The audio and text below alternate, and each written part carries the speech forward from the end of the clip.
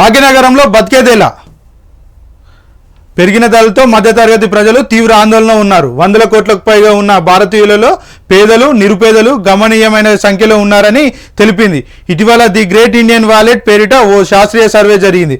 భారత్లో 17 ప్రముఖ నగరాలకు చెందిన ప్రజలు జీవన వ్యయం స్థితిగతులపై వివరాలు సేకరించింది. ఈ క్రమంలోనే హైదరాబాద్ నగరవాసులపై హోమ్ క్రెడిట్ ఇండియా అధ్యాయంలో ఆసక్తికర అంశాలు వెలుగులోకి వచ్చాయి. హైదరాబాదీలు తన ఆదాయంలో అధిక మొత్తం అద్దెలకు, పిల్లల చదువులకు ఖర్చు చేస్తున్నారని సర్వే తెలిపింది. ప్రతి ఏటా ఖర్చులతో పాటు ఆదాయం కూడా పెరుగుతుందన్న ఆశాభావం నగరవాసుల్లో వెల్లడైందని సర్వే సంస్థ వెల్లడించింది.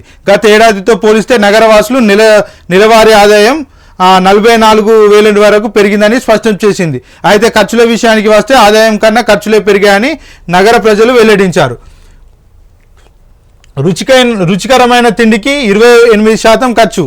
2023లో నెలవారీ ఖర్చు 19,000 ఉండగా ఇప్పుడు 24,000కు చేరిందని సర్వేలో తేలింది. హైదరాబాద్లో నివసించే వారి ఆదాయం 21% ఇంటి అద్దెకే ఖర్చు అవుతుందని వెల్లడించింది. మరోవైపు పిల్లల చదువులకు 17% ఖర్చు అవుతున్నట్లు నివేదిక తెలిపింది.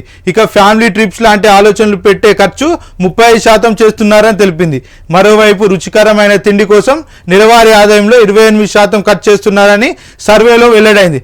అలాగే సినిమాలకు 19%, ఫిట్నెస్ కోసం 6% ఖర్చు చేస్తున్నారని సర్వేలో తేలింది. అయితే ఇంటి కిరాయిలు భారీగా పెరిగాయని, సగం జీతం కిరాయిలకే పోతే ఇలా బతకాలని పబ్లిక్ వాపోతున్నారు.